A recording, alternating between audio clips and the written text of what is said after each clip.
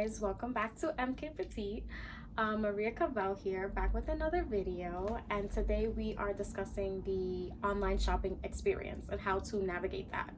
So we've spoken about the in-store shopping experience and how to look for your key terms, proper clothing comparison, and things of that nature. So I really wanted to dive deeper into the equivalent of proper clothing comparison in store, and what would be a full calculation online. When you're shopping online as a petite woman, it can be very difficult to navigate, even more so than shopping in store. It can be very difficult because you don't have a physical product to touch. So there are certain things that tools that you can use to help you navigate online shopping. So before we even get started, let me give my disclaimer. We know how much I love a disclaimer. You have to be patient. I said that with in-store shopping, but you have to be patient even more so with online. Shipping takes time, and you may have to send things back. If it doesn't work out, you might have to send it back. You may have to go into the store and return it.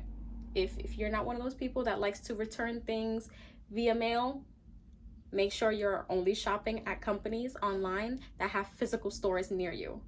So when it comes to online shopping, we have the luxury of descriptions and the luxury of product details. When you go into a store, it has a label, it tells you a pair of jeans that are this style, whatever. But at least online, companies are very detailed with their descriptions these days. Some of it is a lot of fluff. They use keywords that will, catch your attention and make you want to buy it. But they really tell you what the item is going to do. If they say this is a bodycon dress, then you know it's supposed to hug the body. Going down to your product details and seeing what the fabric makeup is, seeing how much spandex is in it. So it'll let you know, oh, it's gonna have enough stretch for my booty. It's gonna have enough stretch for up here. A lot of companies are now adding in the height and weight of their models. So before it was just you had to guess.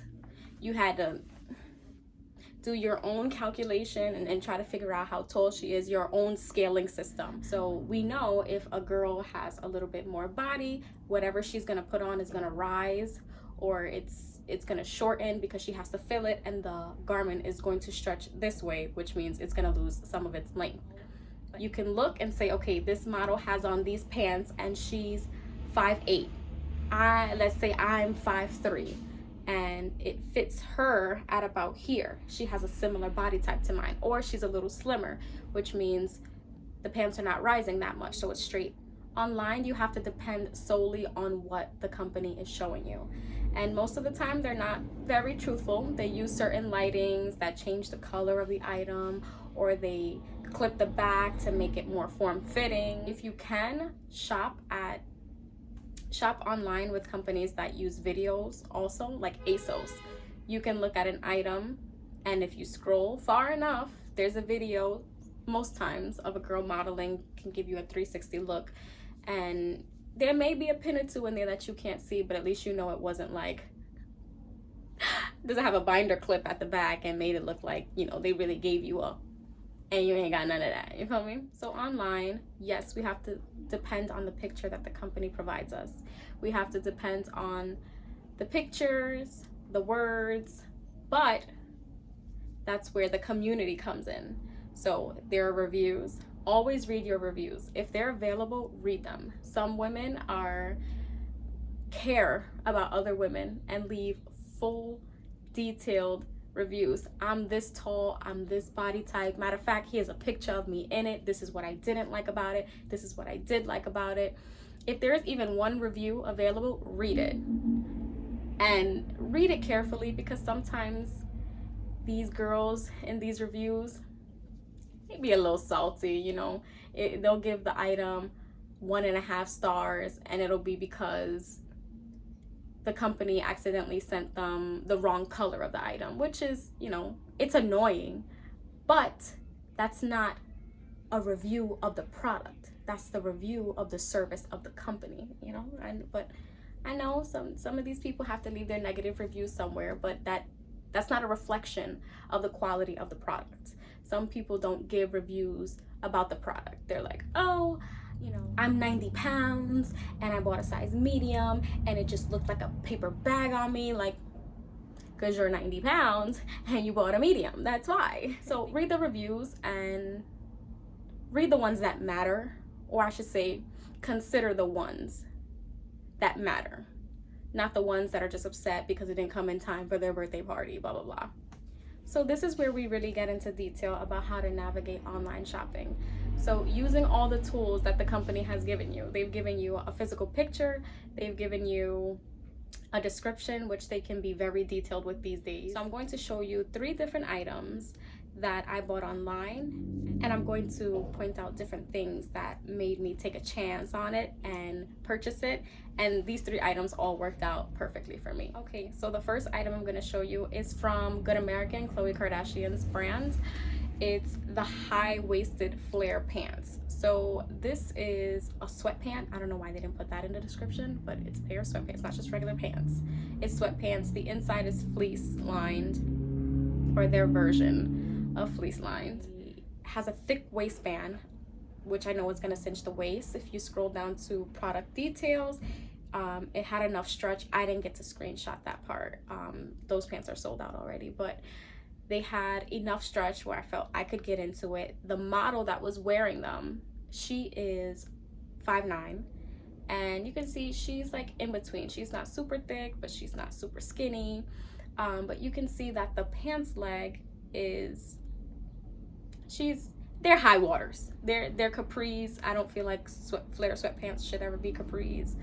And if she's about a foot taller than I am, and I don't know, I calculated about like, I don't know, 5 or 6 inches between her pants and her ankles, which gave me that room, knowing that I have maybe a little bit more fluff, or at that time I should say, because I'm a little slimmer now. I had a little bit more fluff, so when I got into it, I knew it was going to stretch, and I was going to go for the smallest size. I did get a size 0, just knowing that it's a sweatpants, and sweatpants usually wear through the day. I figured, let me get the smallest size that I think they have a smaller size than that, but let me just get a 0. The second item that we're going to talk about is from Zara. It's a pair of black jeans. The description is ZW Premium Petite black jeans. So the description said it was high waist, but on the model, looks to me that it's sitting below her belly button. Even though you can't see the belly button, I can kind of imagine where her belly button would be, and it's well below. Also, if you look at the boots, so the bottom of the leg of the pants is sitting above the boot, and I wouldn't consider that an ankle boot. It kind of has a higher shaft than that. The pants are still sitting above the boot, even though they had the model wear it well below her belly button.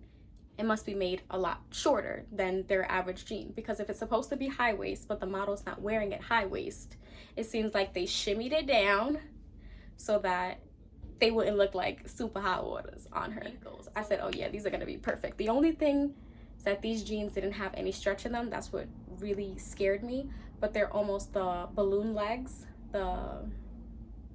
almost like a jogger without the elastic at the bottom. The pants legs were made wide. So I took a chance on them, and they actually worked out. The third item that I'm going to show you, description is super high-waisted medium wash mom jeans. So with mom jeans are usually high-waisted. They didn't really need to throw high-waisted in there, but you know, fluff. So super high-waisted. I have something against super high-waisted. I feel that, yes, high-waisted jeans elongate the legs for petite women, but I feel that super high-waisted can sometimes shorten the torso, and that defeats the purpose of, I don't want to look like, what's that? It was a character with just like, it was long legs just on a short torso. That's what I don't want to look like. So the description didn't say that the item was going to be cropped, but in the picture you can see that I see shorty's ankles. Okay, so this is a cropped jean, And when I read the reviews, people were saying, oh, it was a little short for me, blah, blah, blah. Girls that were like 5'6". If I was like, oh, I'm sorry that they were too short for you, but thanks. So I bought them and they turned out to be perfect. They fit lovely. My weight fluctuates, so it's like sometimes they fit nice and snug, sometimes they fit a little baggy, but they fit. Okay, just to wrap this video up, just want to reiterate what was said in the beginning. With online shopping, it can be intimidating, but you know, take your time, be patient with yourself, understand you might have to send some things back, understand that shipping takes a little bit, pay attention to the descriptions, go to the product details, and see fabric makeup, see how much spandex is in it, see what the item is mostly made of, and make sure that you know your body type and know what fits work on you, and how certain fabric, how your body makes certain fabrics move, you know what I'm saying? Read your reviews if they're available, check the model description if you can, if they have it. You know, model is this tall, model is this, weighs this much. Shop on websites that have videos if you can, so that you can see a full 360, so you are not bamboozled. So if you keep all of those things in mind, as a petite woman, you can really, you could kill this shit. You can shop online and have nothing to fear, my friend. Give me a thumbs up, right? And all the other stuff that I'm supposed to say, this and this and a bell and a this and a that, right? See you next time, guys.